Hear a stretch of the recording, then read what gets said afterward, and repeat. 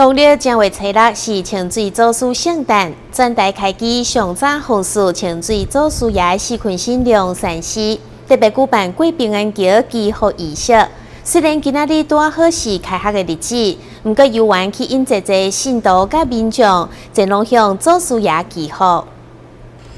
全台开机四群神龙3时清水祖师庙，伫300多年前创建，现在是昆新地区民众的信仰中心之一。离正月初六清水祖师圣诞这天，庙方除了举办祝寿以外，搁办理过7星平安桥、软桥底等消灾解厄、祈求平安健康的仪式。上午都有济民众带着全家大小，做伙祈求新的一天，拢会当平安顺利。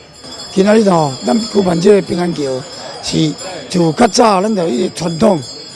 统落来，就是要互大家吼当求着平安伫今仔日这个新的一年吼，嘛会当互欢迎咱各地来咱开机，咱这是清水祖师，咱这是全国开机的吼，开机上早的，就是讲有300几档的历史，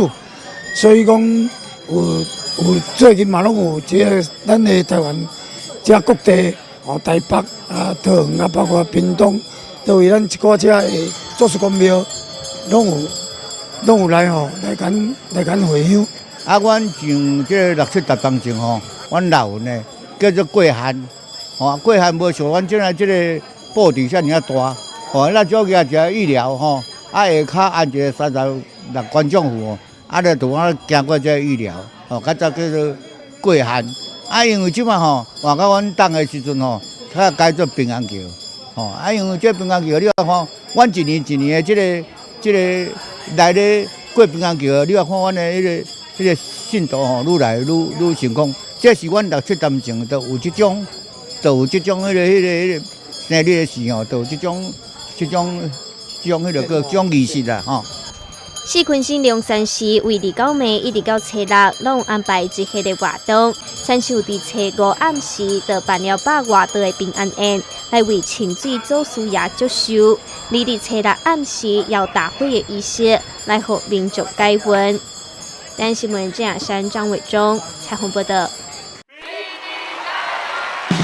现在上场的是 BB 宽屏，这一次能不能打破纪录呢？